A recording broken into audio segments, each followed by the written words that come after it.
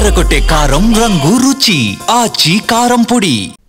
తిరుమల లడ్డు కల్తీ నెయ్యి కేసులో సీబీఐ నేతృత్వంలోని ప్రత్యేక దర్యాప్తు బృందం విచారణ వేగవంతం చేసింది.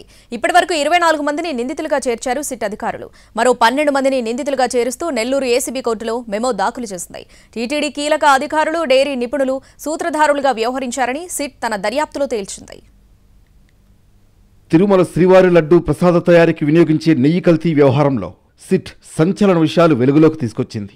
టీటీడీ అధికారులు, ప్రయోగశాల నిపుణులు కీలకంగా వ్యవహరించినట్లు తేల్చింది. మరో 12 మందిని A25 నుంచి A36 వరకు నిందితులుగా చేర్చింది.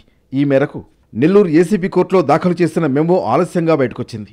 కల్తీ నెయ్యి సరఫరాదారులైన భోలేబాబా, వైష్ణవి, ఏఆర్ డైరీ సంస్థల నుంచి టీటీడీ అధికారులు, డైరీ నిపుణులు భారీగా లంచాలు తీసుకున్నట్లు ఏసీబీ న్యాయస్థానానికి సమర్పించిన మెమోలో వివరించింది.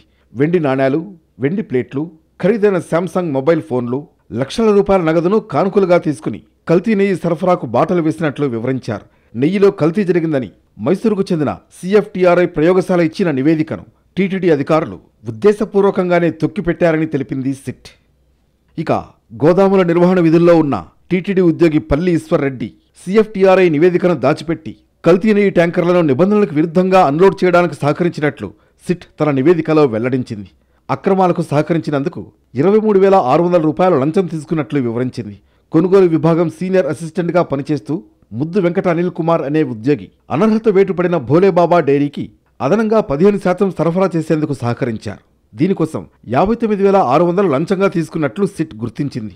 డిప్యూటీ ఈవో హోదాలో పోలేపల్లి వెంకట నటేష్ బాబు నెయ్యి కల్తీ జరిగినట్లు మైసూరుకు చెందిన CFTRI ఇచ్చిన నివేదికను దాచిపెట్టి లడ్డూ తయారీకి నెయ్యి పంపారని 18,100 నగదుతో పాటు మరో 2,000 రూపాయలు గూగుల్ పే ద్వారా లంచం తీసుకున్నట్లు సిట్ నివేదికలో స్పష్టం చేసింది. కొనుగోలు విభాగం జనరల్ మేనేజర్గా విధులు నిర్వహించిన పేరూరు జగదీశ్వర్ రెడ్డి అక్రమాలకు సహకరించి వెండి నాణేలను తీసుకున్నారు.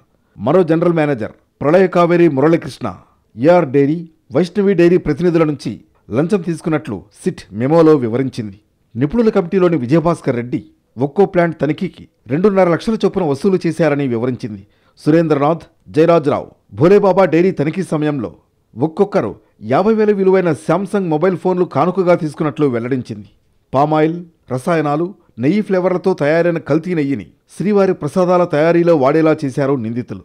కోట్లాది మంది భక్తుల మనోభావాలను దెబ్బతీశారని కోర్టుకు సమర్పించిన మెమోలో స్పష్టం చేశారు సిట్ అధికారులు.